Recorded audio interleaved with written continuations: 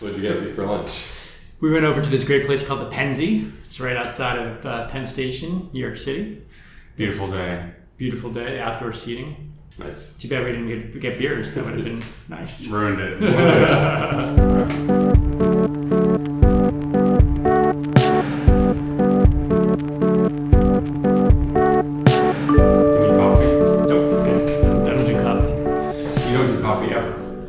I do coffee ice cream sometimes. Does that come with being, what are you, vegan?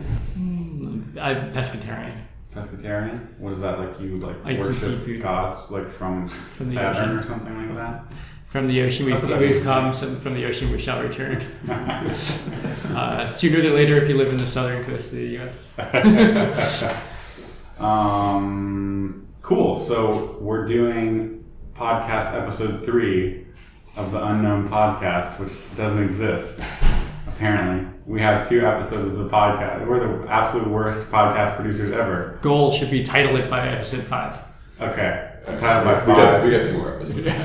Titled by 5. What about the goal of actually having people know about the podcast? Because you're our first guest and we don't actually have it. That would be good. I did not know that this existed. I would have loved to listen to the previous episodes. Did you know if you were going to be on the podcast today? I did hear this morning that we might do something like this. Well, that's how we roll around here. We just fly by the seat of our pants. Spontaneity has a lot of value. Cool. So we are here, episode 3 officially. The EmberMap podcast, unless we come up with a more creative title. All right. And we're here with Luke Melia in New York City. Hey guys, gals. Co-working with us in EmberMap's new WeWork office, which we've had for a couple weeks now. Pretty nice here. Pretty awesome, up in Penn Station. And yeah, we just wanted to talk about Ember stuff. What we want to do with the podcast is, we think there's a lot of good podcasts out there, a lot of good resources for keeping up to date with Ember. Mm-hmm. But, when we work, we just it's like what we do after the meetup, right? We just chat about things that we're working on this week, thinking about this week, and maybe have a chance to spend, 20 or 30 minutes talking more deeply about things that we think are important that affect our development. So that's kind of the idea. Cool. That sounds great. I love geeking out on workflow and real world experiences and kind of from the trenches stories. Yeah, it's like the favorite part of working in an office too, right? And you have those coffee breaks and those lunch breaks, and you just talk about what's really on your mind, Mm-hmm. So yeah, what made me think about doing this with you this week was seeing you tweet about some style guide stuff.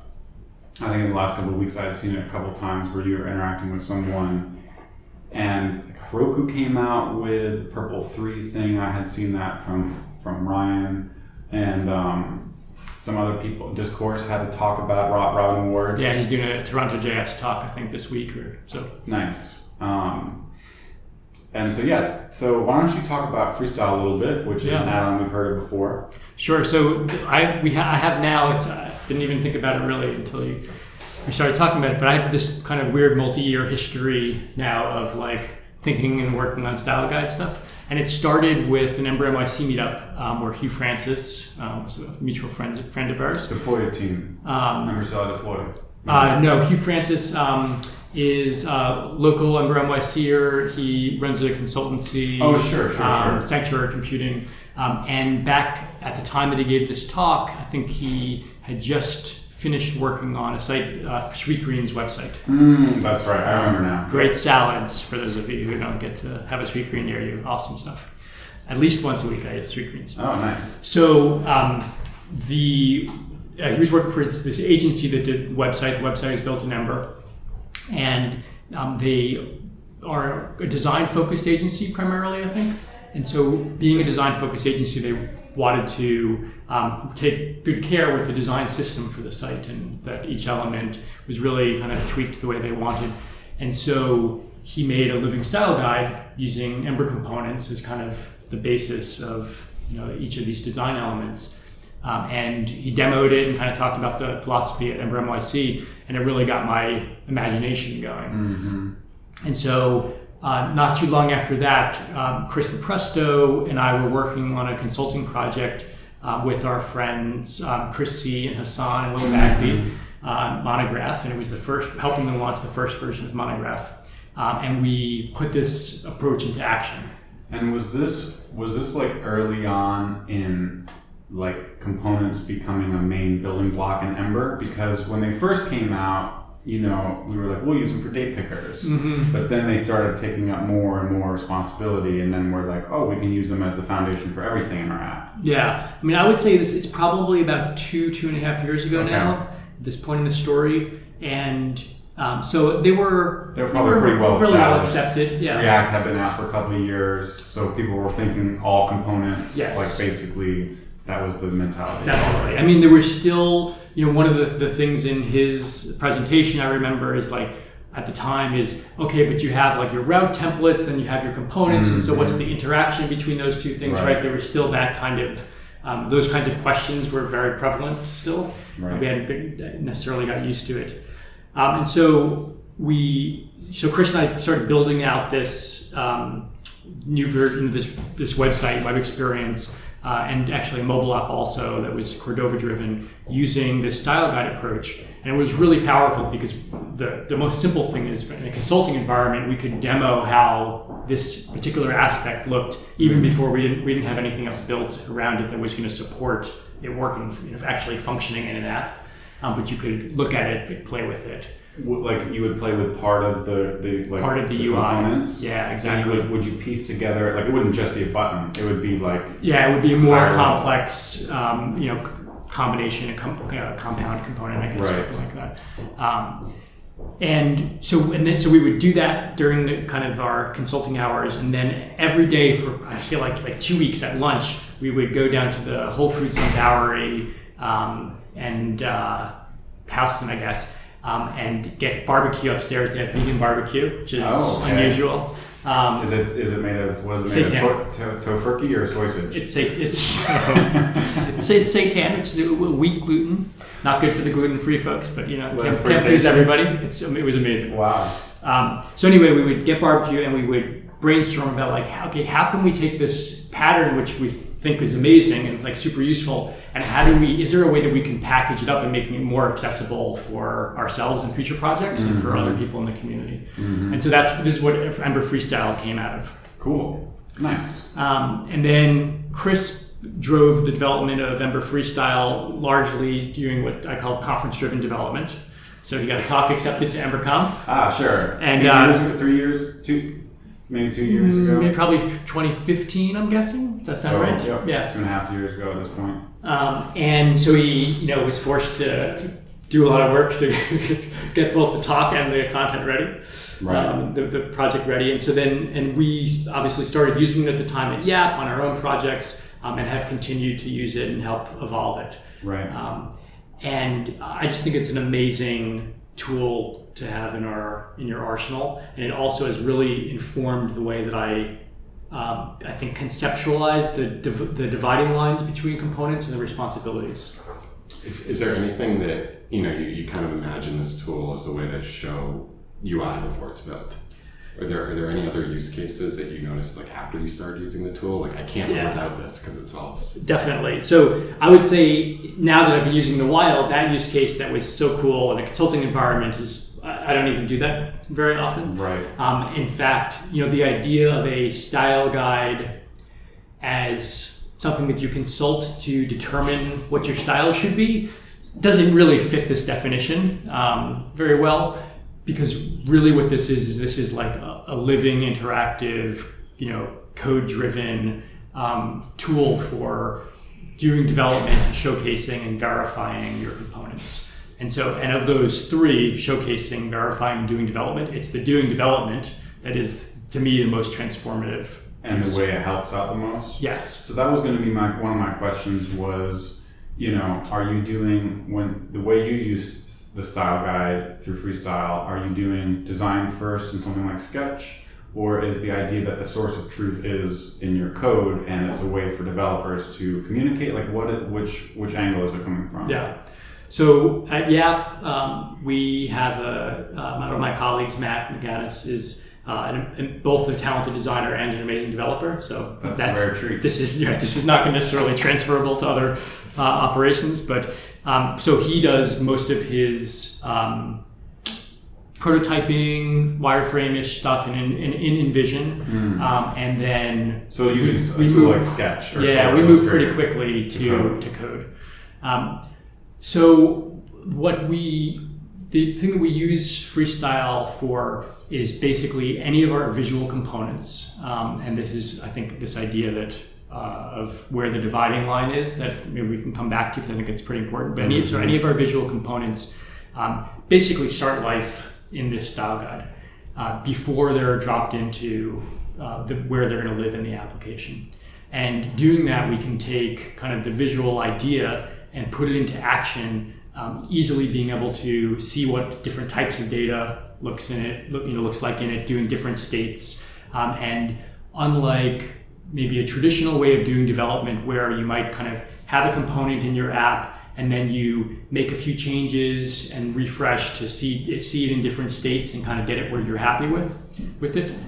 In a style guide, you can basically have 4 states of your list items, say, boom, all spread out on the page, live reload's working, you're changing code, you're tweaking data, and it's like you see right all the there, variations all at once in one go. Exactly. And it's not in any specific part of the UI of the actual app. Exactly. So you don't have to worry about like navigating to the state, getting your user record into the right state to see this thing. Sometimes we have flows where a user only sees the thing once, and once they click the button, they can't go back, right? And so, we've been there where we've been doing this thing that we think, oh, it's so stupid that have this feedback loop that's taking so long. It's like trying to develop a loading screen. Yes. And you're like making the thing long and clicking it, and you get your feedback for like half a second, and then you want to change. Totally. Why not just do it in isolation? Yeah, and so the talk that you gave the other night about loading data at EmberMap, put that into action recently of having a loading state for a list that we were rendering, and it worked great with the style guide because I could see it with so here's the state where it's loading, so it's my skeleton UI. Then here's the state where it's got some simple data. Here's its error state where an upload failed, and it's just it's all so much of development is about how do I create a concise, tight feedback cycle. Right. And this is just an incredible tool to do it, I think. Nice. Now, can you give us an example of one of those UI components? Because you were saying when we go to make something, we're first going to make a UI component, and where we draw the lines is like constantly, maybe that's one of the most important questions. Yeah. So what's an example? Like what's the most recent one? Sure. So the most recent one, the one I was just mentioning, is list item thing. We called it, in our case, it was like a library mode, a list item. So we have a new part of our editor that we're building called our library, and it's a bit of a more explicit CMS layer than we've had before in our app. And it's all new UI. It's a ton of new stuff, and there's actually it has its own routing inside of this layer, which is like a whole other conversation that we could have at some point. That was fun, tricky to get right. But each of these things, I think, especially with Matt at the helm of the design effort, we're coming into this much more with a design thinking approach and a design systems approach. And so we want to be able to reuse these things as we're doing screens for different types of content, whether it's documents, lists of documents, or lists of people, or lists of schedule items, that kind of thing. So that was the thing that we were working most recently on, and we first recognized that we needed just to be able to render a list item with a document, and so we had it designed for that in our kind of initial pass of mocks and using InVision and maybe Sketch. I actually don't know the details of Matt's process. Then with a document. Yeah, so that meant that we have a MIME type in the model, so we have translate that to an icon that's going to be rendered, the name of the document, and there's an X to delete it, right? It's pretty simple stuff. But it's higher level than something like a P tag, or Definitely. a div, or Absolutely. or a button. Yes. Now, what's important about it though is that we've learned from this process that it's really important that it's like just visual. And when I say just visual, all it basically is rendering something, and then it's emitting actions based on some interaction. Some simple interaction, clicking, for example. So you could look at the finished product of your application and point out this part is this component. Absolutely. It's in the visual output. Yes. It's not anything that is just structural or pure functional only. Right. It has a visual representation. And everything that's responsible for mutating this data, for example, is not part of that component. So even though there's a delete button, this thing doesn't know anything about deleting. It delegates all behavior. So it's like a dumb presenter component. Yeah, it's the data down, actions up. That's part of that philosophy. Right. Right. How do you get the component in error state? Is that something that you configure from the outside, or Sure. So there's a tool, there's a component that Freestyle provides. It's called Freestyle Collection, and then Freestyle Collection yields a collection argument, I guess, that you can then do collection.variant, and you can make any number of variants of this within this collection. And so we use this pattern for basically different states of the same component. It's not much fancier than that, in as much as in each variant, I'm repeating the component tag and passing in whatever properties I want. And so the properties that I'm passing in are going to be come from usually like an example backend component for this kind of freestyle component, and that just has dummy data in it. So it's going to be like example document name, boom, and then it would be for document failing document upload in the component colon, and then state failed, progress 67% or something, and then those are the arguments that I pass in that variant. So the caller, so when you finally use this in your main application, whoever is using this, the caller, they're going to pass in something that is like state equals, and it'll be, let's say, failed. It's not state. Yeah, state is probably not the right one, but it would be in this case. Yeah, it would look something like that. Yeah, exactly. And we try to make the things that we pass into these visual components to be either primitive JavaScript primitives or POJOs at most, or something that conforms to essentially an interface. Like it has this shape. The main point is we don't want these visual components to know that they're dealing with a document model, Ember data model, right? They can know maybe a promise, because that would be like the extent of it, let's say. Yeah, and even promise I would tend to shy away from. So I would pass an is loading state, right? That's how we do our skeleton UI. But when the loading is resolved, the data I'm passing, it changes and it updates, and that's perfectly fine. And if you want to animate between those two things, fine, drop some liquid fire stuff in there and animate when it changes, but it doesn't know about... It doesn't make any assumptions. Yeah. So you can cover all those cases. Have you found that this development workflow pushes you towards making more data down actions up components? Yes, definitely. And I think overall it's a good thing. Overall, it's a good thing. Yes. Yeah. And I think the biggest thing that it forces us to think about a little bit earlier than we otherwise might have is this thing that I'm considering passing into this component really appropriate to be passing into it? Because there's a lot of tendency just to drop in a whole graph of Ember data models, right? And then just start messing with them and rendering them. And there's nothing you can do that. That's fine. But I think what we've all learned is that kills reuse in a lot of ways. It becomes harder to debug things. Harder to change too when you need to change it, and there's all that knowledge is everywhere in the component graph. Exactly. You don't know what properties are safe to change and what's not safe to change. Mm-hmm. And there is, when you do make a lot of low-level leaf components, you get reuse in unexpected ways. Mm-hmm. So you might be able to look at a date picker and say, of course I'm going to reuse this. But it might not be clear that something like a list item is actually reusable. It's it makes me think of the media, the media object that when that first came out is this one component is going to save you hundreds of lines of code or whatever. And it was an example from Facebook where it had a picture and justified text. Right. And you look at the Facebook interface and you realize 90% of it is nested media objects. Mm-hmm. And so that should be a component, and then you can use it. Oh, I can use my profile, but I can also use it in comments. I can also use it in my team listing or whatever. Yeah. So there's definitely benefits to having a nice system like this for developing and publishing leaf components, because it's unexpected that you can reuse them sometimes. Right, and the bonus is that you're going to get much more consistent visual experience in your app when you do reuse that stuff. Otherwise, you're relying on somebody remembering that this CSS needs to be updated when this CSS changes, etc. So, and then this is a conversation that we've had before, but to share it with the listeners is kind of about the CSS patterns that go along with this kind of isolated visual components. And so we're big fans. I don't think it's super popular, but we're big fans of Suit CSS. And it's not that different from BEM, which is a lot more popular. But the main point is, whether you're adopting Suit or BEM or something else, is that all of your CSS is going to be isolated to your component. All of your component CSS is isolated, with perhaps a few exceptions of some utility classes that are essentially the way we think about globals in software development. Mm-hmm. These are globals, or something like that. Something like that, yeah.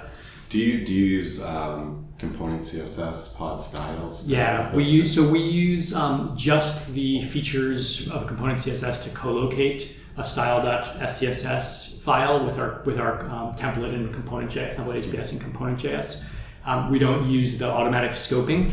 We use it exactly the same way. We use it the same Interesting. way. Yeah. Why do you not use the automatic So scoping? we used it at the beginning in TED, and the way we were doing modified BEM syntax, we do this thing, use the concatenation operator in SAS, and the scoping was interfering with that. So we would have to make one set of rules for the root element, and then anything that was a child that we wanted to use concat with, it wasn't letting us do it in the same nice block. We wanted that one block. And it was just too hard to get right. And there's also modal dialog will render with Right. wormholes, so it'll be outside of the component. Exactly. So then you have to you basically end up hacking your CSS. Exactly. No spot you want to be in. Right. Cool. So yeah, why did you all take that off? I think I was just vaguely uncomfortable with it. Yeah. There's some debuggability bonus of being able to look at something and have it be called the same thing you call it in your CSS. So that was it. But it also, the things that you just described make a lot of sense. We heavily use that ampersand dash pattern in our SAS and use wormhole, the ability to relocate these DOM elements. Liquid Fire, could suffer from the same problem. Hey, I have a question. Now that you have this kind of more mature process for developing these UI components, and you've landed on probably, how long have you been using Suit CSS in the same way? Probably for a while now. Probably 2 years. So you don't think about how you're going to name the class. You just have a method for doing it. It's the component. It's whatever the component name is. That's the name. Pascal case. That's the name of the CSS class. It gets long sometimes. Sure, but it's just that's the rule. Right. Do you like writing CSS? Yeah, but I've always liked it. Oh, okay. I'm not one of these developers that thinks oh, that's the worst part of my job. Oh, that's me. You're talking to him. I guess the thing for me, what gives me the most satisfaction about software development is shipping experiences to real people out in the world.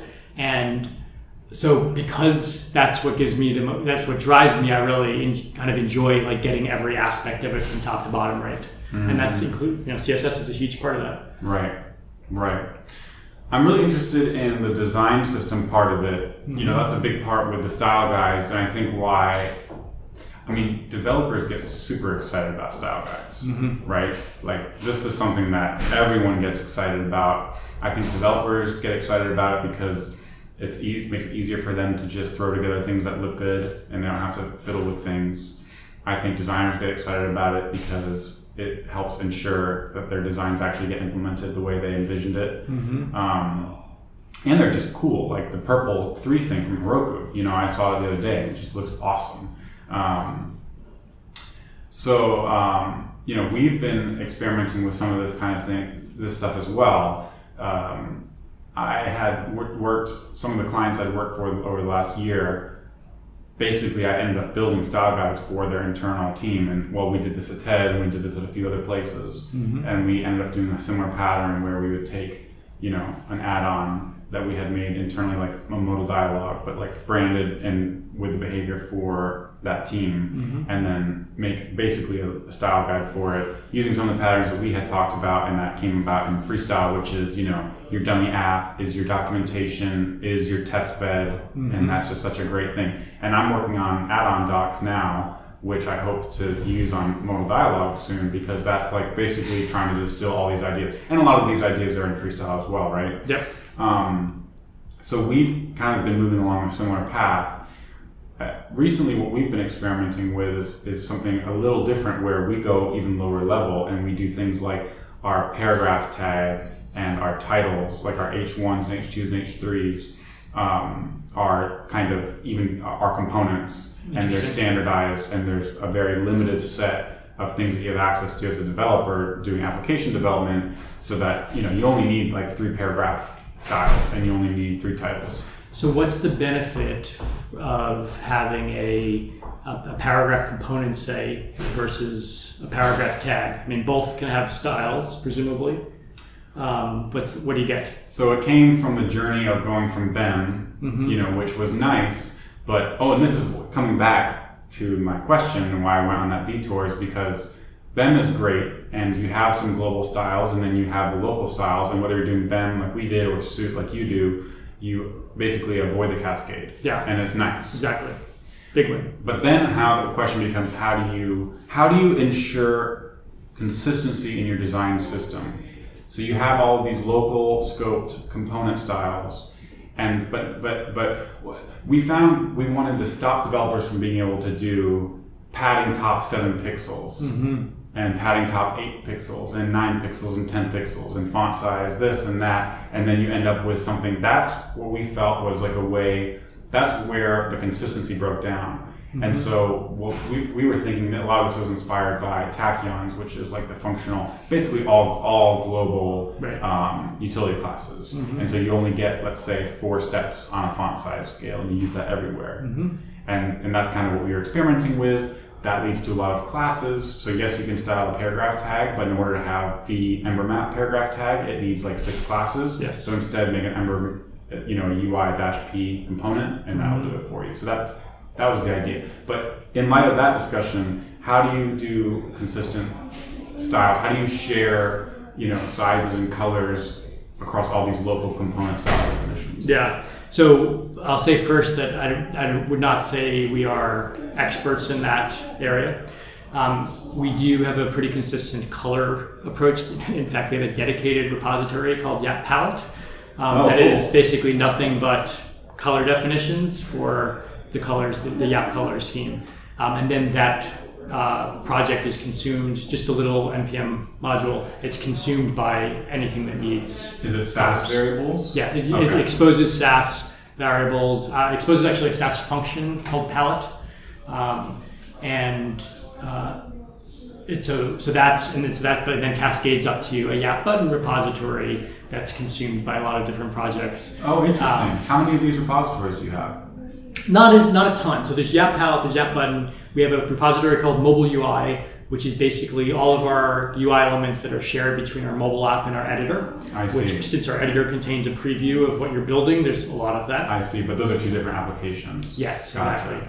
Both Ember applications? Both Ember apps. One runs inside of Cordova, one runs in a desktop web browser. I see. And so they're different constraints, but when you follow this idea that we were talking about of like these are just visual components, how the data gets in there is up to the consuming app. It doesn't matter.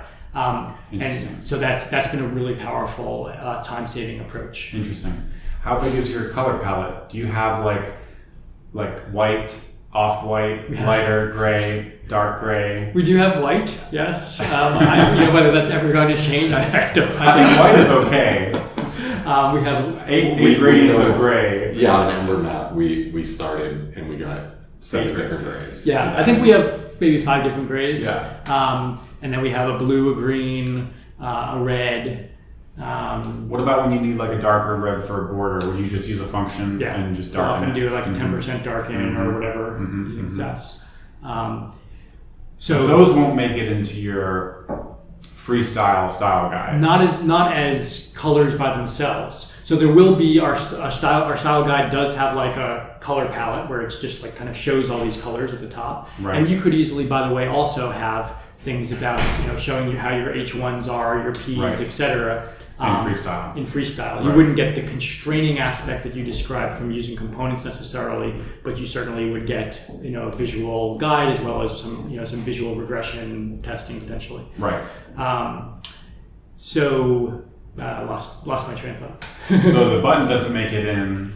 Right, so the button becomes consumed as part of other components. And it will be in the style guide as part of, like, let's say, a modal. Absolutely, yeah. And there's a bunch of variations of the button. The button project has its own freestyle style guide showing all the different states of buttons, which there are, probably 50. So there's, there's outline and regular and different colors. Yeah, there's disabled, busy, all these things. And is that an Ember add-on? That is a Ember app, yeah. And Ember add-on. Ember add-on. Gotcha. Interesting. Yeah. But having those freestyle style guides kind of within your add-ons, as you were alluding to with EmberMap Dialogues feature, is super powerful because it makes development and isolation really easy. You have a SAM bed, you have a testing environment. You can set it up in any way you want.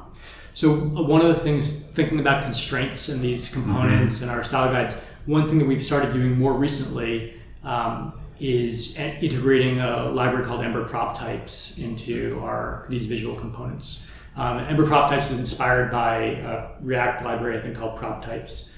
And basically, it's a way to declaratively say, here's what my component accepts. So my button can take disabled, it can take size, it can take color. What happens if you pass in a property that's not? So it's up to you based on configuration of Ember Prop Types. In production, nothing happens, so you save yourself. In development, you can choose to have it either warn or throw.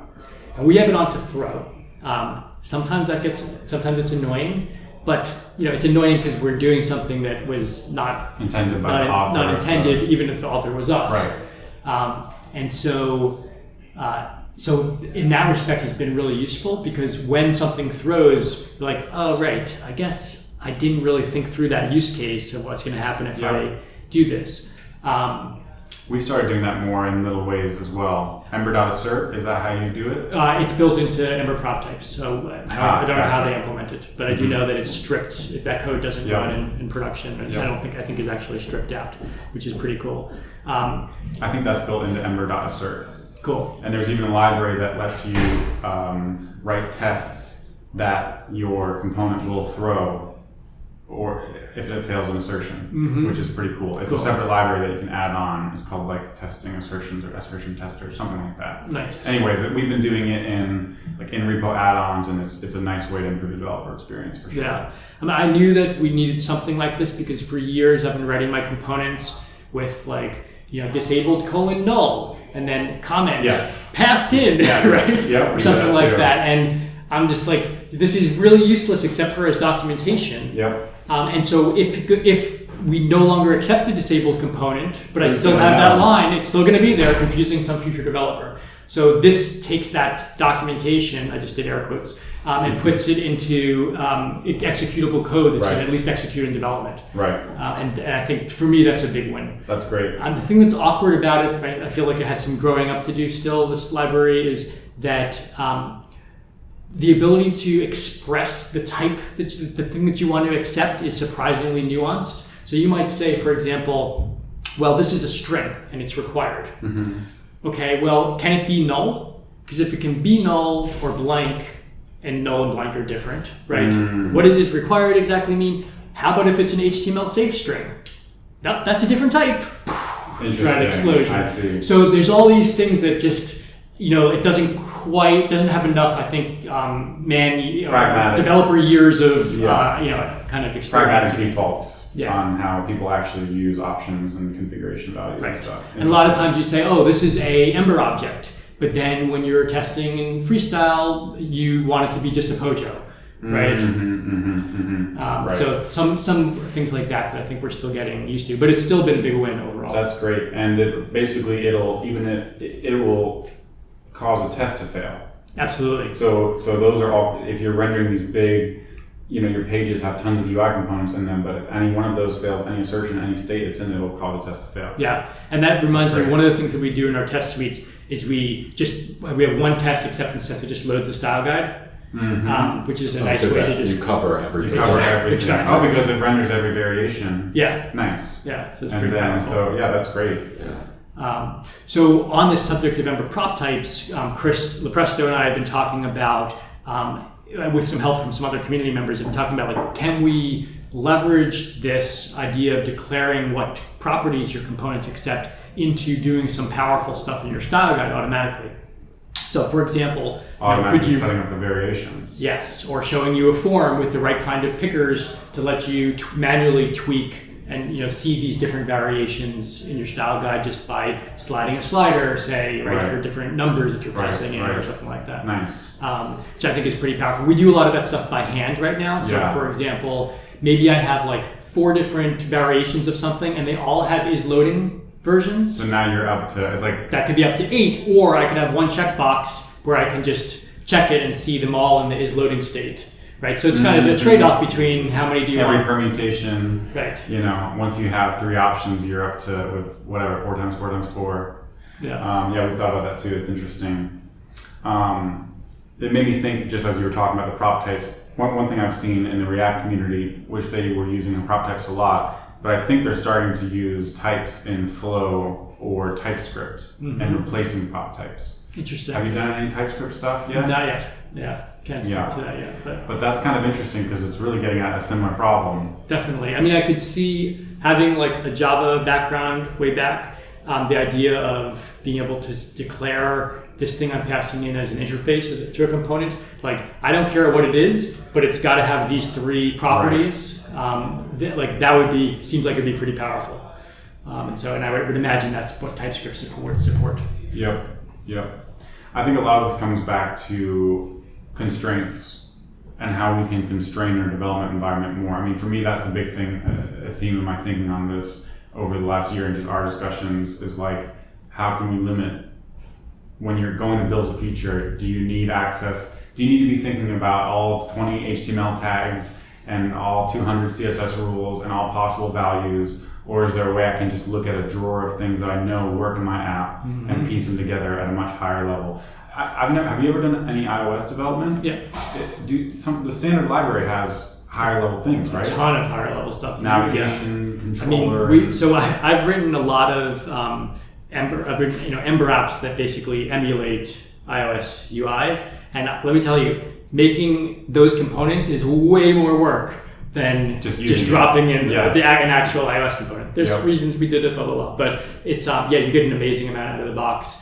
It comes with constraints. You can't necessarily do anything you want with these things, but they've gotten pretty flexible over the year. You get to be very productive. Exactly. And make something that looks great and consistent across the UI. Right, when iOS versions change, this component might look a little bit different in the new version to conform to how the rest of the system looks. Those kinds of things.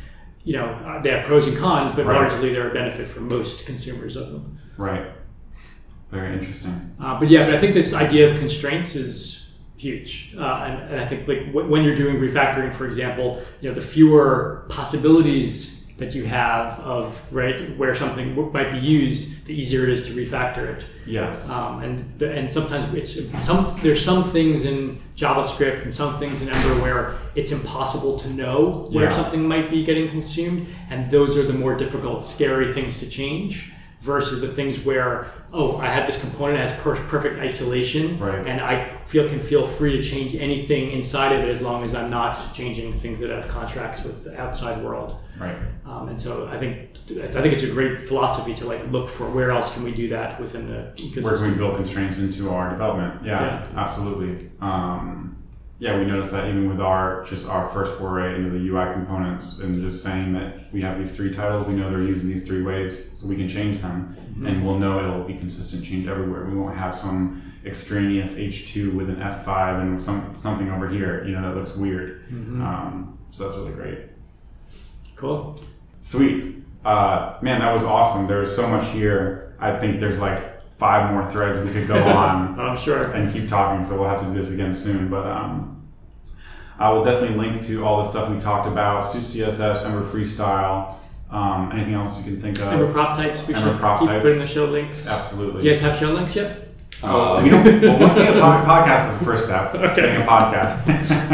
Baby steps. Baby steps. Luke was pulling out his phone. He's like, "Oh, can I subscribe to this?" I was like, "No, we don't have a podcast. We're just going to record a podcast episode." Before we take off, where can folks find you? I'm Luke Melia on Twitter. It's LukeMelia. that's a good spot. And you can check out the Yap Labs organization on GitHub for the various open source stuff that we maintain. Always looking for help on that stuff. So if anybody wants to chip in. But and then Ember CLI Deploy is another project that I work a bunch on with a great group of folks from around the world, and that's at the Ember CLI Deploy org on GitHub. Nice. Yeah, I know we've gotten tons of value out of the App Labs open source over the years. You guys, all of your libraries are super high quality. So I see them showing up in a lot of EmberMap screencasts, so I was like, hey, I know that library. yeah, definitely. All right, well, Luke, thanks again for taking the time. Ryan, Sam, thank you. It's been awesome. And looking forward to subscribing to the podcast one day. All right, sounds good. Thanks.